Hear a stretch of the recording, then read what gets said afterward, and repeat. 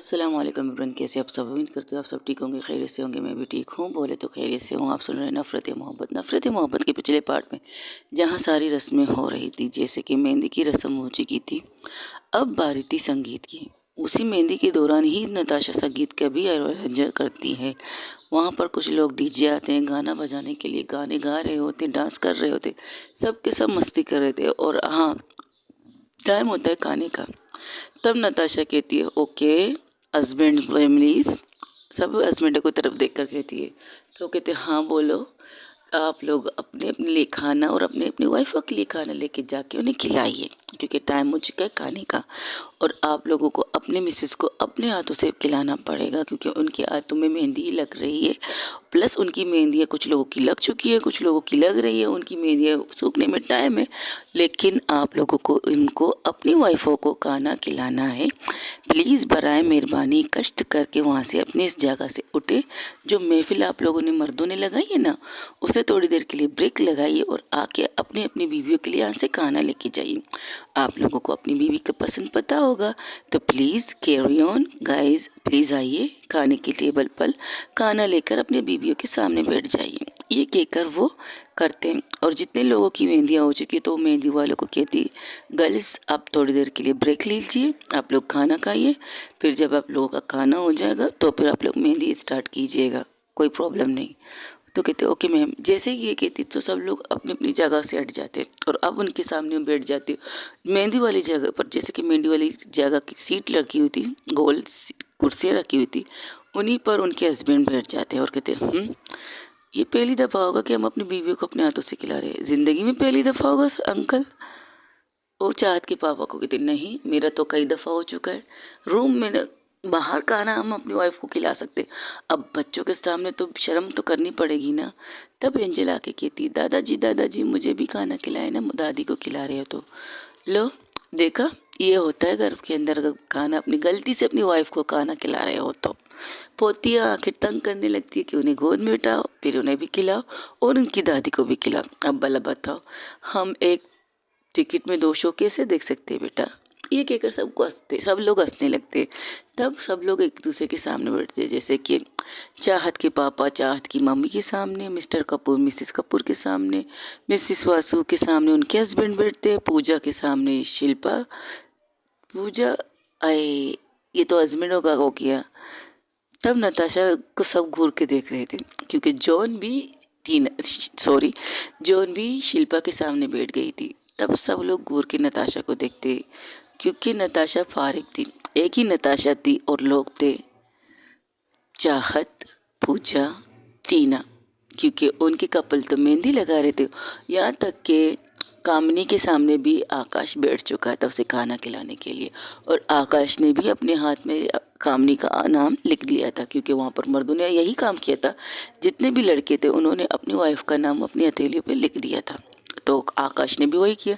तो सब लोग बैठे, अब 3 लोग तो ऐसे ही नल्ले बैठे हुए थे।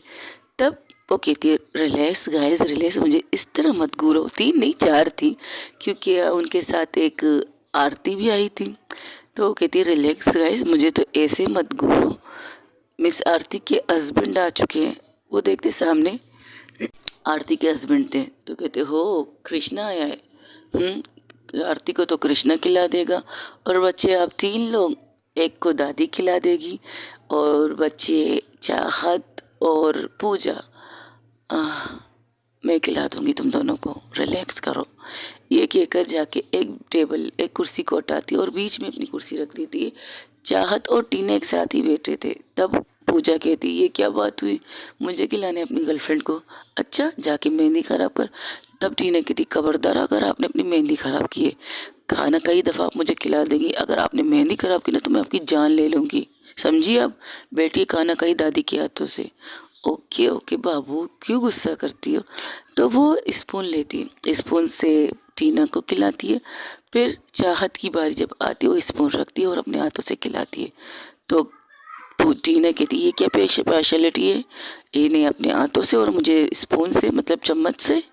देखो स्वीटहार्ट, ये सिर्फ मेरी बीवी का हक है अपने हाथों से खिलाना, तुम्हें तुम्हारी पार्टनर खिलाएगी, अब मैं ये नहीं कर सकती, सॉरी। अगर तुम्हें खाना है तो खाओ, वरना इंतज़ार करो कि कब तुम्हारी गर्लफ्रेंड के हाथ की मेहंदी सूखेगी, जैसे कि मैंने कहा है। और आफिया के सामने भी, अब तो आफिया ने एक हाथ पे मेहंदी लगाई थी, उल्टे हाथ पे सीधे हाथ अभी तक उसकी मेहंदी नहीं लगी थी, तो ब्रेक लग गया था।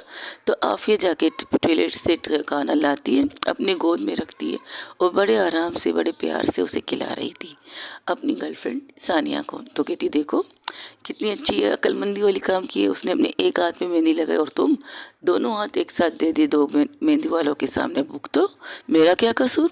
नताशा पूजा को कहती है हाँ ये भी ठीक है। वहाँ पर गाना बजाना थोड़ी देर के लिए रुक चुका है क्योंकि खाने का टाइम हो चुके, हालांकि खाने का टाइम नहीं हुआ था क्योंकि 3 बजे से तो ऊपर हो चुके थे, अभी तो टी का टाइम था, चाय का टाइम था। लेकिन नताशा को पता है कि भूख लग सकती है, सबको लग सकती है भूख, तो सबको खाना खिला रही थी। तब चाहत कहती आप नहीं खाओगी? मैं बाद में खा लूँगी, डोंट वरी। नहीं मैं आपको खिलाती हूँ। ये कहकर चाहत अपनी मेहंदी को देखती है क्योंकि उसकी एक हाथ की मेहंदी सूख चुकी थी। वो चम्मच लेती है, उसी चम्मच से नताशा को खिलाने लगती है। हाथों से खिला सकती हूँ लेकिन मेहंदी अभी तक थोड़ी थी, ख़राब ना हो जाए तुम्हारी मेहंदी। बिल्कुल ख़राब नहीं होगी, आपको खिलाते वक्त तो बिल्कुल भी नहीं होगी, डोंट वरी। ये कहकर बड़े प्यार से वो नताशा को खाना खिला रही थी। खाना खाने के बाद जैसे ही अंकल पार्टी कहती है भाई हमारी बीवी ने तो खा लिया, जिनकी मेहंदी बची है उन्होंने अगर खा लिया तो आके इनको मेहंदी लगा ले। तो वो लोगों ने भी खाना खा लिया था, आधे लोगों ने खा लिया, तो आके बैठ के फिर से मेहंदी का कार्यक्रम स्टार्ट करते। तब तक चाहत और नताशा इन्हें खिला रहे थे और दादी भी खिला रही थी। अब खाना खत्म तो पूछ रही थी बस दादी इससे ज़्यादा नहीं खा सकती।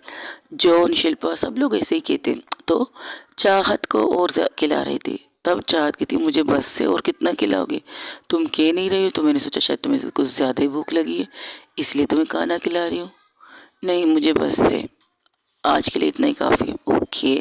इसके बाद उनका खाना हो जाता है और दुल्हनों को तैयार करने के लिए तकरीबन आधे घंटे बाद उनकी मेहंदियाँ सूखती हैं और अपने हाथें धोती हैं और वॉशरूम में चली जाती है फ्रेश होने के लिए। तब फ्रेश होके बाहर आते हैं, थोड़ी देर के लिए संगीत एंजॉय करना चाहती है, तो सब लोग नाचते गाते, एवरीवन इज, सब लोग के सब नाच रहे थे। वहाँ पर मेहंदी वाले चले गए थे, मेहंदी वालों को उनकी पेमेंट तो पहले नताशा कर चुकी थी उनके ओनर के हाथों, और वहाँ जाते हुए उन्हें मिठाई का बॉक्स प्लस उन्हें एक एक लिफाफा दे दी जा रही थी। पर्सनली नताशा खुद चाहत के साथ खड़ी होकर और चाहत को खड़ा करके चाहत के हाथों से ही वो मिठाई की बॉक्सेस प्लस वो लिफाफा उनके हाथों में दे रही थी। वो ले रही थी, एक बॉक्स बना के एक लिफाफा बना के चाहत को दे रही थी और चाहत उन मेहंदी वाली लड़कियों को दे रही थी। जब उनकी सीनियर आके उनके सामने खड़ी होती तो कहती है ये लीजिए आपका और आपका ये, थैंक यू सो मच, इस इमरजेंसी में आपने इतनी सारी लड़कियों का बंदोबस्त किया। अरे कोई नहीं, हमारा कलेक्शन होता रहता है, आप आके और लड़कियों के साथ उनके नंबर वगैरह हमारे पास होते हैं, कुछ दोस्त होते हैं, कुछ उनके दोस्त होते हैं और सब मच्छी मेहंदी जानते हैं, इसलिए उनका ओनर को मैं सराहती हूँ। थैंक यू सो मच, आप बहुत अच्छा काम कर रही हैं। अगर कभी आपको मेरी मदद की ज़रूरत हो तो ज़रूर बताइएगा। कोई बात, आपकी मदद, आपने तो हर दफ़ा मेरी मदद की मिस नताशा कपूर, आपकी मदद कभी भूलूंगी नहीं मैं। अरे ऐसी बात भी नहीं है। तो चलिए ठीक है, ओके, आप लोगों को गाड़ी छोड़ देगा आपके मंजिल तक।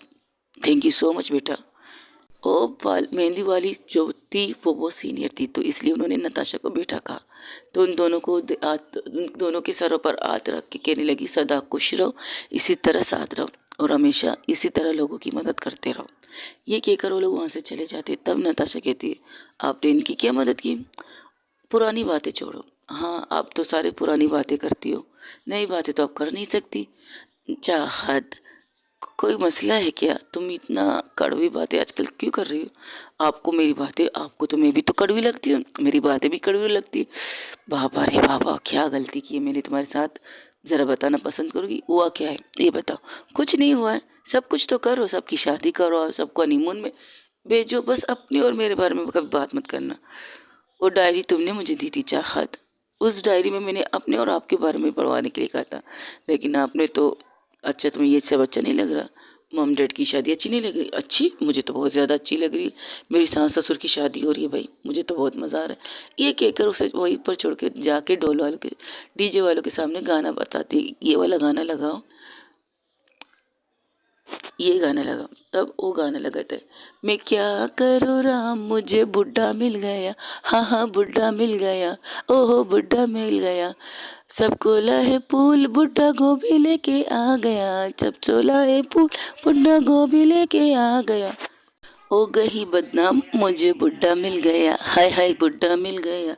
वो नताशा को देखकर ये गाना गा रही थी और डांस कर रही थी। तब पूजा, जो मेहंदी आज से लेकर पाँव तक लगा चुकी थी, वो आती है चाहत के सामने, नताशा के सामने, कहती है यार तुझे कह रही है ये, तूने ऐसा क्या किया, ये तुझे बुढ़ा कह रही है, उसका काम है, उसे करने दे, तुम छोड़ो अपना काम करो। नहीं, बिल्कुल नहीं, तुम्हें जवाब देना चाहिए, बिल्कुल जवाब देना चाहिए। कोई अच्छा सा गाना लगाओ, जाके डांस करो। मुझे डांस वांस नहीं आता। अरे यार, तू ना एक नंबर की वो है क्या, बेवकूफ़। ये कहकर वाकई सही कह रही है पूजा, सॉरी वाकई सही कह रही है नचाहत, तुझ बुढ़ा है, तू है बुढ़े वाली क्वालिटी है, हट यहाँ से।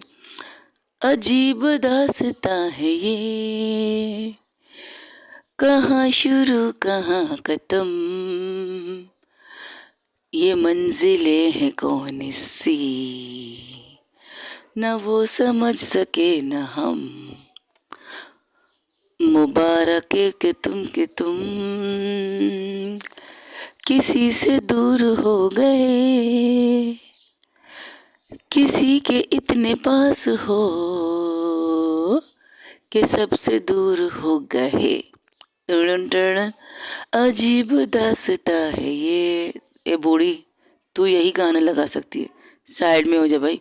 ए डीजे वाले बाबू, इसका गाना मत लगा, इसके गाने बहुत बदतमीज गाने होते हैं।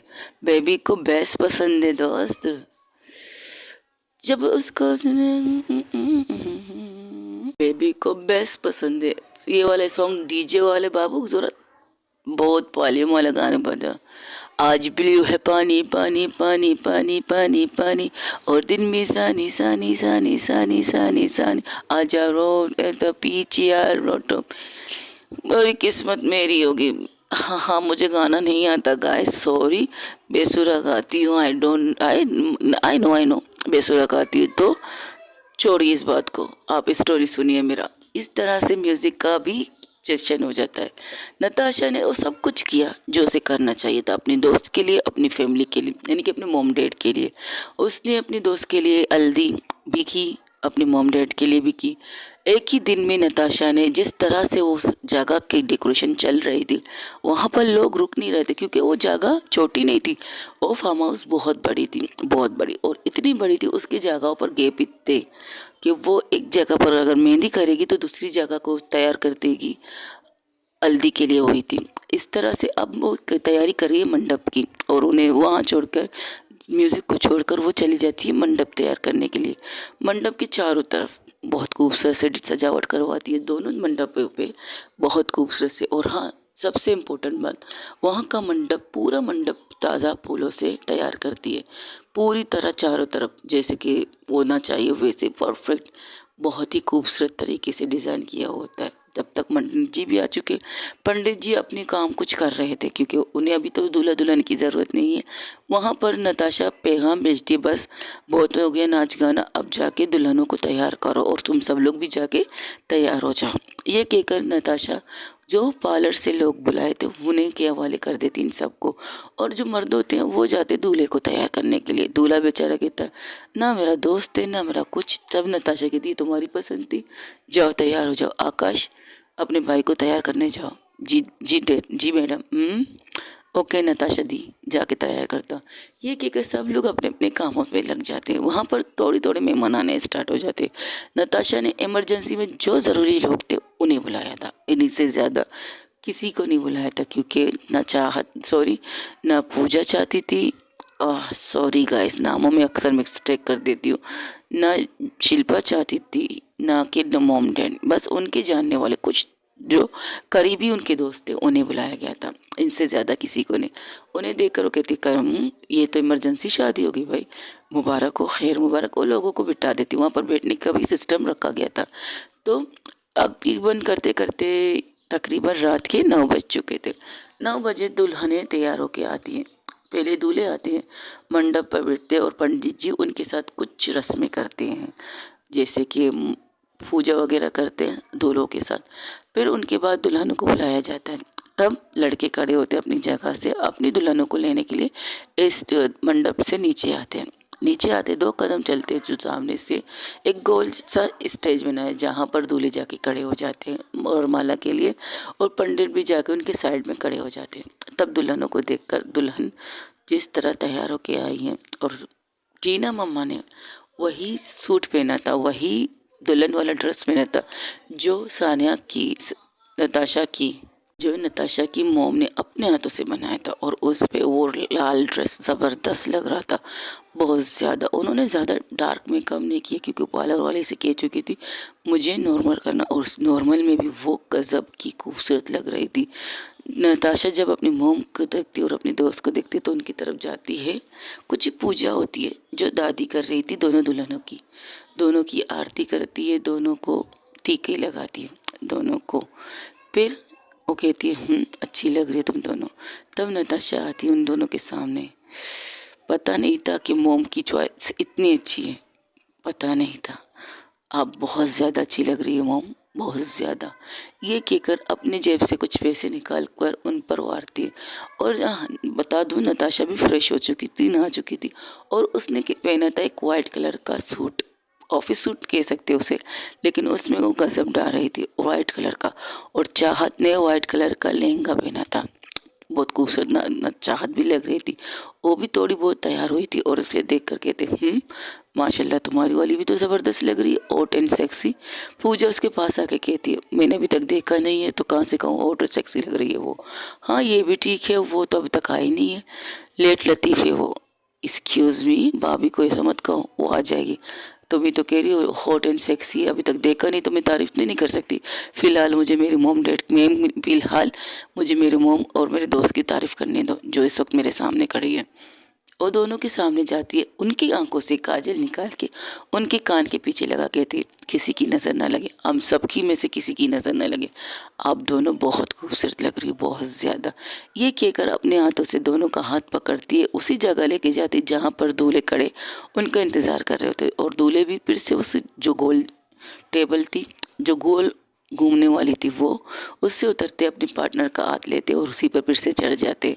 और साइड में पंडित जी उन्हें माला देते कहते तब नताशा इशारा करती है, और जैसे ही नताशा इशारा करती है ऊपर से उनके ऊपर फूल बरस रहे थे, ड्रोन कैमरे के ज़रिए उन पे फूल बरस रहे थे, प्लस वो जो घूमने वाला टेबल था वो भी घूम रहा था। और उसके नीचे से लाइटिंग हल्की हल्की, ज़्यादा बहुत ज़्यादा फास्ट वाली लाइटिंग नहीं, हल्की हल्की लाइटिंग भी चल रही थी। और चारों तरफ से पटाखे की गूंज, ज़्यादा पोल्यूशन ना हो इसलिए नॉर्मल पटाखे चल रहे थे। और उन पटाखों के बीच में ये दोनों एक दूसरे को वरमाला पहनाते। पहले मिसेस कपूर और मिस्टर कपूर अपने एक दूसरे को वरमाला पहनाते, इसके बाद ही जॉन और शिल्पा भी एक दूसरे को माला पहनाते। इस तरह उनकी माला वाली रस्म कंप्लीट होती है। और फिर पंडित जी कहते आइए मंडप पर चलिए। दोनों कपल अपने अपने हाथ पकड़ के अपने पार्टनर को लेकर उसी जगह जाते जहाँ पर पंडित ने कहा है, और वहीं जाकर अपनी अपनी जगहों पर स्नान करते, मतलब बैठ जाते हैं। जैसे ही बैठते हैं तो पंडित जी कुछ रस्में करती और कहती है तो कन्यादान कौन करेगा। तब दादी कहती कन्यादान मैं करूँगी। मिसेस कपूर कहती है, लेकिन वो जाती है जॉन और शिल्पा की कन्यादान करने के लिए बैठ जाती है। और mister Kapoor and Mrs Kapoor की कन्यादान की बारी, नाम तो लिया था उनका, लेकिन साइड में जाके दादी बैठ जाती। तो मिस्टर कपूर कहती ये क्या बात हुई माँ, आपको तो हमारी कन्यादान करना चाहिए। तो कहती है बिल्कुल नहीं, तुम अपना कन्यादान किसी और से करवाओ। ये कह तब नताशा वहाँ पर दीदी माँ को पकड़ के लाती, उनको बिठाती है मंडप पे और कहती है कन्यादान ये करेंगी। जब टीना दीदी माँ को देखती है ना तो उसकी आंखों से 2 आंसू निकलते हैं, 2। क्योंकि एक टाइम तक सानिया ने कहा था जब तुम्हारी शादी होगी ना तो मैं तुम्हारा कन्यादान करूँगी, अगर मैं नहीं तो दीदी माँ करेगी, समझी। अपने आप को बिल्कुल अकेला मत समझना। धूमधाम से तुम्हारी शादी करने का ख्वाहिश है, लेकिन अगर जब तुम कहोगी धूमधाम से नहीं ना तो ठीक है, नहीं करेंगे धूमधाम से, लेकिन तुम्हारी शादी करेंगे ज़रूर, परफेक्ट करेंगे। और वही हो रहा था जो सानिया ने कहा था। जैसे कि मैंने कहा ना, सानिया नताशा की मोम ने जो कहा था वही चीज़ें हो रही थी। और नताशा परफेक्ट तरीके से बिल्कुल वही चीज़ें कर रही थी जो उसकी माँ ने एक वक्त में उसके लिए सोचा था। और परफेक्ट तरीके से शादी की तैयारी जितनी भी हो सके उसने की थी। तब पंडित जी कहते ओके अब कन्यादान तो हो गया, गठबंधन कौन करेगा? तब सानिया और नताशा कहती है हम दोनों करेंगे। तो उस साइड में कहते हैं, तो जॉन कहते और हमारा, तुम लोग हम सब एक साथ करेंगे, फिलहाल इनका करें, इनका पहले होने वाला है ना। ये कहकर हो जाते हैं पीछे से Sania plus Shilpa, sorry Sania plus Natasha एक साथ उठते हैं, उनके अपनी मोम डैड को आराम से उठाते हैं, उनका गठबंधन करते हैं। और सानिया कहती दी ब्रो कस के कीजिएगा, कभी टूटना नहीं चाहिए। तो कहती बिल्कुल नहीं टूटेगा, जब तक हम हैं तब तक तो बिल्कुल नहीं टूटेगा, इसके बाद ज़िंदगी में क्या होगा कुछ नहीं पता। ये कहकर फिर वो जाते हैं पूजा। नताशा पूजा की तरफ इशारा करती है, पूजा प्लस कामनी सब के सब एक साथ आते हैं। ये क्या तुम लोग सब मुझ पर हमला करने आ रहे हो क्या? हम तुम्हें ये बता रहे हैं जॉन कि तुम्हारी सालियाँ बहुत हैं, ज़रा संभाल के हमारी दोस्त को तंग मत करना। जिस दिन हमें पता चला तुम्हारी वजह से मेरी दोस्त की आंखों में आंसू है ना, पूजा कह रही थी और नताशा सिर्फ खड़ी थी उसके साइड में। वो कहती है अगर तुम्हारी वजह से हमारी दोस्त की आंखों में आंसू आए तो उस दिन तेरी पिटाई बहुत ज़्यादा होगी। अब इसलिए तुम्हें दिखा रहे कि तुम्हारी कितनी सालियाँ हैं, ज़रा बच के रहना जीजा जी। तो सब हंसने लगते। तब नताशा की तरफ देखकर जॉन कहता है क्या यार तुमने भी मुझे धोखा दे दिया, सब तो साली बन गई, कम से कम तू तो बहन बन जा। तो कहती है मैं तेरी बहन हूँ और मैं तुम्हारे बदले में जवाब देती हूँ। तो साली साहिबा सुनिए मेरी बात, अगर आपकी बहन ने मेरे बेई को तंग किया ना तो मैं उसकी पिटाई कर दूंगी। तुम लोग चाहे 10 या 20 बन के साली बन के आ जाओ, मैं एक ही साली काफ़ी हूँ आपकी भाभी, आपकी दीदी के लिए, ननंद। मैं एक ही ननंद काफ़ी हूँ आपकी दीदी के लिए, क्योंकि अगर इसने मेरे दोस्त को, मेरे प्लस मेरे भाई को तंग किया ना तो मैं भी मारने के लिए तैयार हूँ, चाहे मुझे 10 को क्यों एक साथ ना मारना पड़े। और मैं नताशा कपूर हूँ, मारने में भी मस्त मारूंगी तुम सबको एक साथ, मज़ा आएगा मुझे मारने में। तब पूजा कहती दिस नॉट फेयर यार नताशा, जाहिर सी बात है तुम लोग 10 के 10 आके मेरे दोस्त के ऊपर चढ़ोगे तो मैं भी तो वो कुछ रखती हूँ ना, इसकी दोस्त लगती हूँ, भाई लगती है मेरी, तो कर लेती हूँ कभी कभार, डोंट वरी। और ऐसा मौका ये दोनों आने नहीं देंगे और खुद ही एक दूसरे को मारेंगे, डोंट वरी। ये कहकर सब लोग हंसने लगते जब नताशा ये बात कहती है कि ये दोनों खुद ही एक दूसरे को मारेंगे, कोई बात मसला नहीं, हम लोग को मौका तो मिलने वाला नहीं इस चीज़ का, तो डोंट वरी, इस चीज़ की शिकायत मत करो। सब के सब हंसते। फिर वहाँ पर होती है पैरों की स्टार्टिंग। पहले कुछ पैरे दूल्हे रहते हैं, कुछ फेरे 7 होते हैं ना, तो 7 पैरों में कुछ फेरे दूल्हे लेते हैं, कुछ लड़कियां लेती हैं। फिर पंडित जी उन्हें बिठाते और कहते हैं मंगलसूत्र पहनाइए। जब मंगलसूत्र होता है फिर आखिर में होता है सिंदूर। सिंदूर के बाद फिर से उनकी थोड़ी देर फिर पूजा वगैरह होती है। फिर पंडित जी कहते हैं शादी संपन्न हुई। और वहाँ पर जितने भी लोग थे सब लोग उन पे फूल फेंक रहे थे, माला वगैरह सब कुछ परफेक्ट, बिल्कुल परफेक्ट हो रहा था। तब पंडित जी कहते अपने बड़ों की आशीर्वाद लीजिए। तो एक मिसेस कपूर और मिस्टर कपूर तो बड़े तो कुत्ते, तो पूजा के सॉरी जो शिल्पा होती है जो उनका हाथ कस के पकड़ के लाती है, पहले दादी का आशीर्वाद लेती है, फिर मिसेस एंड मिसेस कपूर का आशीर्वाद लेती है। और mister Kapoor and Mrs Kapoor भी अपनी माँ का आशीर्वाद लेते, क्योंकि सब वहाँ पर सिर्फ वही बड़ी थी, बाकी सब उनके एजेस के थे। तो सब लोग उन्हें गले लगा के मुबारकबाद देते। लेकिन जॉन और शिल्पा सबके एवरीवन जितने भी बड़े थे, जैसे कि कह सकते हो चाहत के मोम डैड, पूजा के मोम डैड, पूजा नहीं सॉरी टीना के मोम डैड, इन सब के आशीर्वाद लेते और सब भर भर के उन सबको आशीर्वाद देते, सब के सब। कुछ लोग दुआएं देते, कुछ लोग ब्लेसिंग देते, कुछ लोग बहुत सी चीज़ें देते हैं और उनकी शादी इस तरह संपन्न होती है। तब नताशा कहती आप लोगों की रुखसती का टाइम हो गया, इतनी जल्दी हम जाएंगे कहाँ भाई? First of all Mrs Kapoor and mister Kapoor, मेरे का मतलब जब टीना घूर के उसे देखती है नताशा को तो कहती oh I am sorry, mom dad Kapoor house में जाएंगे और तुम लोग भी कपूर हाउस जा रहे हो आज रात के लिए या शायद हमेशा के लिए, क्योंकि अब मैंने तय कर लिया कि मैं अब मॉम के साथ रहने वाली। और तुम लोग बताओ क्या करना है, क्योंकि मैंने 2 जगह तैयार कर ली है तुम दोनों के लिए। क्या मतलब 2 जगह? एक तरफ कपूर हाउस है, दूसरी तरफ नताशा पैलेस है।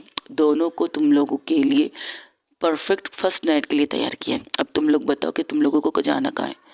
क्या 2 तरीके से हम हनीमून मनाएंगे, स्वागत मनाएंगे? हमें सिर्फ एक ही जगह जाना है यार, जॉन कहता है। तो इसलिए तो पूछ रही हूँ, बताओ कहाँ जाना है तुम लोगों को, वहीं पर तुम लोगों की शिफ्टिंग करवा दूंगी। हमें भी नताशा कपूर हाउस जाना है। ओके जैसे तुम लोगों की मर्जी। तब वहाँ पर विदाई का सीन स्टार्ट होता है और मिसेस टीना टीना मम्मा रोने लगती है। तब नताशा कहती ये क्या बात हुई, आपको तो खुश होना चाहिए। सानिया की याद आ रही है। हाँ, उनकी तो याद तो मुझे भी आ रही है, लेकिन मेरी आंखों में आंसू थोड़ी है। बस उन्होंने कहा ना, खुशी खुशी विदाई लेते, आपकी विदाई तो करवा रहे हम सब। ये देखिए, आपकी दीदी माँ खड़ी है आपके साथ, और पीछे आपकी दोस्त, देखिए तो सही। वो पीछे पलट के देखती है, वहाँ पर बड़ी सी तस्वीर रखी थी मिसेस कपूर की, सानिया कपूर की, नताशा की माँ की एक बड़ी तस्वीर, जिसमें वो स्माइल कर रही थी, बहुत ज़्यादा स्माइल कर रही थी। वो वाली तस्वीर लाती है नताशा, बाहर रख देती है। पूरी शादी पूरी शादी उसी तस्वीर के सामने हुई थी, लेकिन टीना की नज़र उस तस्वीर पर नहीं पड़ी थी। टीना की नज़र उस तस्वीर पर नहीं पड़ी थी, लेकिन जब नताशा ने देखा कि टीना मम्मा नहीं देख रही, तब उन्हें घुमा के उस तस्वीर के सामने लाके के ये देखिए, आपकी दोस्त भी आपकी शादी में आई है, आपको और क्या चाहिए, और कुछ और नहीं चाहिए ना मॉम डैड, और आप सबसे ज़्यादा आपके लिए इम्पोर्टेंट है इसे ये दिन। तो एपी कीजिए, आंसू साफ कीजिए, अपने हाथों से उनके आंसू साफ करती है और कहती है अब आप लोग जाइए, आपके साथ ये सब लोग जाएंगे, मैं जब तक ये जगह क्लियर करके आती हूँ। और सबको भेज देती है उनके साथ, क्योंकि घर के अंदर घर प्रवेश भी होना चाहिए। तो उनके यहाँ पर एक रस्म होता है, चावल को हाथों में लेकर पीछे गिराते हैं, और उसके पीछे कुछ लोग दुपट्टा लेकर उस चावल को लेते हैं। इसी तरह कर रहे थे दोनों, ये रस्म दोनों एक साथ कर रहे थे। तो ये करते करते उन्हें गाड़ी ज़बरदस्त, दोनों गाड़ियाँ दूल्हा दुल्हन के हिसाब से सजाई हुई की हुई आई हुई थी, और वही गाड़ियों में वो दोनों कपल बैठते हैं और निकल जाते हैं। और चाहत नताशा सबको कहती है तुम सब लोग को भी निकलना है, आधे घंटे तक तुम सब लोग वहाँ पहुँच जाओगे, तुम सब लोग पहले निकल जाओ, ये लोग बाद में आ जाएंगे, वहाँ सारी तैयारी तुम लोगों को तो करनी है, और मैं यहाँ की सारी चीज़ें संभाल लूँ, फिर मैं भी आ रही हूँ तुम सबके पीछे। ओके, ये कहकर सब लोग चले जाते हैं। जो मेहमान आए थे खा पी के वो लोग भी विदाई लेने लगते हैं नताशा से। वहाँ सिर्फ अब बचते हैं नताशा, चाहत, एक दोनों, बाकी सब, यहाँ तक कि नताशा ने दीदी माँ को भी भेजा, सिवाय नौकरों के। अब मोहब्बत पैलेस में कोई नहीं था। जो मोहब्बत पैलेस इस कदर असरा था, इस कदर गानों की गूंज से छेक रहा था, अभी वहाँ पर सन्नाटे का राज था। और नताशा जाके एक जगह पर ज़मीन पर बैठ जाती है, और ज़मीन पर बैठती है, अपनी मम्मा के सामने, तस्वीर के सामने ज़मीन पर बैठती है। तब चाहत भी उसके साथ जाके बैठ जाती है, कहती क्या हुआ, मम्मा याद आ रही है, ये कहकर वो चाहत की गोद में सर रख देती है, और अपनी आंसू को नहीं रोकती, और रोने लगती है नताशा। उसकी आंखों में आंसू थे, जो उसने मोम ने सोचा था, आज शायद उसने वही काम किया। एक गदंग तो उसकी आंखें ही लग जाती हैं, क्योंकि इतनी थक चुकी थी नताशा, इतनी भागदौड़ करने के बाद जब नताशा को देखती, अरे ये तो सो चुकी है, तो वो सबकी तरफ इशारा करती, जो लोग वहाँ पर काम कर रहे थे बहुत ज़्यादा आवाज़ कर रहे थे, तो उन्हें इशारे से अपने पास बुलाती है और कहती है आराम से करो, कोई शोर शराबा नहीं, और हाँ, बेडरूम से जाके कंबल लाओ मेरे लिए जल्दी, हो सके तो इस एरिया को छोड़ के बाकी सारे एरिया की काम करो, इसको बिल्कुल छोड़ दो। ओके मैम, एक एक करोड़ लोग वहाँ से हट जाते हैं, क्योंकि अगर इन लोगों ने काम किया और नताशा की नींद टूटी थोड़ा प्रॉब्लम हो जाएगा, इसलिए वो लोग वहाँ से हट जाते हैं। तो इस तरह से नताशा के लिए कंबल लाते हैं, वो उसे ओढ़ देती है। तब वहाँ पर दूसरी तरफ दिखाया जाता है, गाड़ियों का काफिला दुल्हनों के साथ अपनी मंजिल की तरफ रवाना होता है। तब मिस्टर कपूर कहते हैं थैंक यू सो मच मेरी ज़िंदगी में आने के लिए, थैंक यू। ये कहकर उसके हाथ में एक अंगूठी देते हैं। अंगूठी देखकर टीना कहती है मुँह दिखाएं, ये तो रूम में दिया जाता है, हाँ रूम में कुछ और भी देने का देने के लिए तैयार हो, लेकिन ये तुम्हारे लिए, खास कर तुम्हारे लिए। ये कहकर उसकी उंगली में उस अंगूठी को डाल देते हैं। वही दूसरी तरफ पूजा और शिल्पा की गाड़ी में सब बैठे थे, सब, क्योंकि उसने बहुत बड़ी गाड़ी का तैयार किया था, क्योंकि उसे पता था ये जब तक जॉन के साथ बैठ के उसे तंग नहीं करेंगे तब तक वो लोग सुकून से वहाँ से जाएंगे नहीं। तब पूजा कहती है वाह भाई वाह, कहाँ तुम्हारी शादी 1 2 3 4 दिन बाद हो रही थी, कहाँ तूने एक ही दिन में सारी रस्म कर ली है। नताशा तू जीत गई भाई, तू जीत गई, तूने कोर्ट मैरिज नहीं किया, तूने जो शादी की ना ज़बरदस्त किया, और फर्स्ट टाइम मुझे ये शादी मज़ेदार लगी है। और नताशा वाह, नताशा आई सॉफ्ट, नताशा यार, नताशा ठीक कहती है क्या, यही पैसे हो तो सब कुछ हो सकता है। देखो पैसों के बल पे उसने क्या क्या किया था, एक ही झटके में, एक ही दिन में संगीत, मेहंदी, हल्दी, सगाई, एवरीथिंग की। हाँ, सगाई नहीं की उसने, कोई बात नहीं, अब हम कर लेते। ये कहकर जॉन अपने जेब से एक बॉक्स निकालती, एक नहीं 2 बॉक्स निकालती, कहती ये लो पकड़ो, हम पहनाते एक दूसरे को। लेकिन नताशा तो यहाँ नहीं, रुको मैं उसे वीडियो कॉल करती हूँ। जैसे वीडियो कॉल करती है तो पूजा डायरेक्ट उठाती है और चाहत डायरेक्ट उठाती है फ़ोन को। वो कहती है बोलो, ये तुम लोग अभी गार्डन में क्या कर रहे हो, मंडप के पास। वो उस मोबाइल को थोड़ा झुकाती हुई दिखाती है। ओ ये तो सो चुकी है, यानी कि हमें बात नहीं करना चाहिए। अच्छा, यहाँ पर एंगेजमेंट की रस्म हो रही थी तो मैंने सोचा नताशा को भी शामिल कर लें, तो हम शामिल हैं, करो जो करना है। ये कहकर वो वीडियो को सामने करती तो जॉन अपनी रिंग, हाथ से रिंग लेकर शिल्पा के हाथ में पहनाता है। इस तरह से शिल्पा भी वही करती जो जॉन ने किया था। अब फूल तो वहाँ पर गाड़ी में तो गुलदस्ते पड़े थे, तो पूजा क्या करती है, उन गुलदस्तों से फूल निकाल के नीचे फूलों को लेकर उनके ऊपर फेंकने लगती। तो कहती है क्या कर रही हो तुम, पागल हो, फूल के पूरा क्यों क्या इस तरह फेंक रही हो। देखो फूल बहुत खूबसूरत चीज़ है, उन्हें मसलना नहीं चाहिए, ये मेरा मानना है। ओके गाइज, आज के लिए इतना ही। आज थोड़ी सी शॉर्ट स्टोरी है क्योंकि आज मैं बहुत ज़्यादा लेट हो चुकी हूँ, काम बहुत ज़्यादा है, तबीयत भी ठीक नहीं है, लेकिन फिर भी रिकॉर्डिंग करने के लिए बैठी हूँ। हो सके तो आपको ये एपिसोड पसंद आए तो लाइक, शेयर, कमेंट, सब्सक्राइब ज़रूर कीजिएगा और कमेंट ज़रूर कीजिएगा। और गाइस प्लीज़ ऐसे कमेंट्स कीजिए जो मुझे समझ आ सके। मैं थोड़ी सी, आपसे पहले भी कहा था, मुझे पढ़ने में थोड़ा सा इशू है, थोड़ा नहीं बहुत ज़्यादा इशू है, तो आपकी कमेंट्स पढ़ने में थोड़े से मसले मुझे होते हैं, तो प्लीज़ गाइस। और हाँ प्लीज़ मैं एक सब्सक्राइबर से रिक्वेस्ट करती हूँ गाइस, मुझे हिंदी नहीं आती, जो आप लोग हिंदी में मुझे मैसेज लिखते हैं, सॉरी गाइस, मुझे वो नहीं आती। अब आप लोग मुझसे सवाल पर करेंगे क्यों, इस सवाल का जवाब तो मैं आपको बाद में दे सकती हूँ, लेकिन मुझे हिंदी नहीं आती।